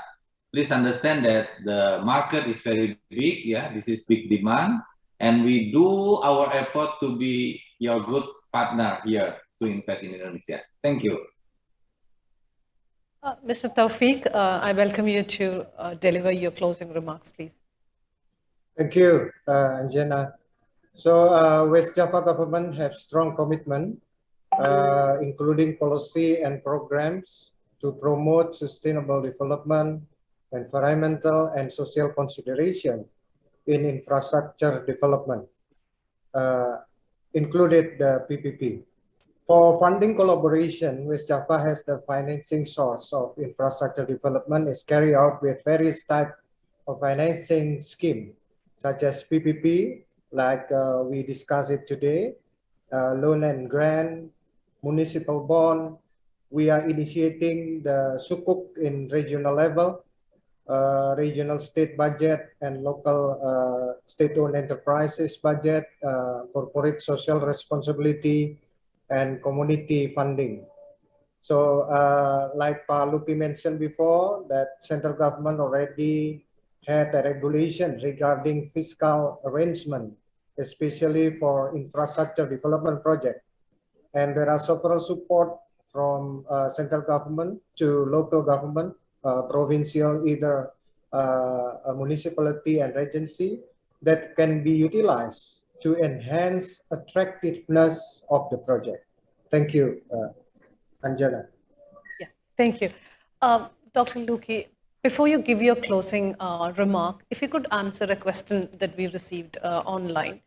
Are there any major PPP projects in Indonesia in the pipeline which you would like to talk about? So far, as I said, we have 50 projects, PPP projects. 39 of them already financial close. 13 of them already in operation. We have 21 now in pipeline so far. Those 50 projects, I think, covering already 9 different sectors. So that's already in pipeline. And of course, there are already also several kind of proposal, I would say, or for us to be considered now. So what is encouraging is, if you look at the trend, it's quite exponential. So it's not really linear, it's increasing, but in the even higher rate. This is kind of very encouraging, very positive for us. And as I said, there are more and more awareness, there are more and more appetite from, we call it project owner, both in central government as well as in local government, to look for this new alternative, the new scheme of PPP. Because in the past, just for information, Indonesia was so much rely on government budget. Almost all infrastructure projects were built by government budget. So now they have alternative, right? Which is very good. However, we know when we're talking about, inviting investor, there are also some implications, consequences, and so forth. We have to work very hard. We have to convince them that the project is really feasible. We have commitment toward this project, that kind of thing. So I think this is a good practice. This is also a good lesson learned. And people, I'm talking about local government, for example, actually other line ministries, they see what others already do or already have done. Hey, why those line ministries have a bigger budget? They can build this project. Oh, because they can invite private sectors. How do they do that? So they are increasingly demand for that, and we see that this very, very positive. So, however, at the same time, capacity becomes a challenge for us. For both of us in central government, the Ministry of Finance, the Ministry of Planning, for example, in our SMVs as well, and of course, capacity in line ministries, the project owner as well as the local government. So the big homework for us is kind of also how to build capacity. Thank you very much, Dr. Luki, for that. I would like to thank each and everyone in the audience for being so wonderful this morning.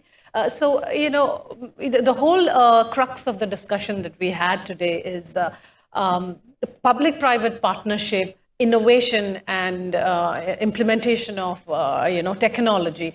These are 3 factors which are going to be quintessential when Indonesia would surge ahead with your infrastructure development goals, but very much aligned to the sustainability development agenda. I think it's all about how we convert challenges into opportunities. And I don't think we have to look anywhere else other than Expo 2020, where, the UAE and Dubai government has pulled off a mega event of this scale in the midst of a pandemic. And, we are coming to a very successful closure of this event. So let's all learn from that example, and I really wish good luck to each and every one of you and all the key speakers here in implementing the agendas and the challenges and policy decisions that they spoke about. Thank you very much for being here this morning, and have a very nice day. Thank you. Thank you. Stay safe. Thank you very much, Anjana, and all the speakers for a very insightful discussion that has shown us the commitment and readiness of the people and also the government of Indonesia to engage further in more public-private partnership projects, particularly in sustainable infrastructure. Now, as we have heard from Ibu Sri Mulyani through her keynote speech, we should strive to achieve economic growth as well as social and environmental achievements. And this can be achieved when we cooperate together. Ladies and gentlemen, we have come to the end of the plenary session. Before we move on to the next agenda, which is the business forum, we will take a short break. Please stay tuned. We will be back right at 1 p.m. Dubai time. I'm Timothy Marbun, signing off. Thank you.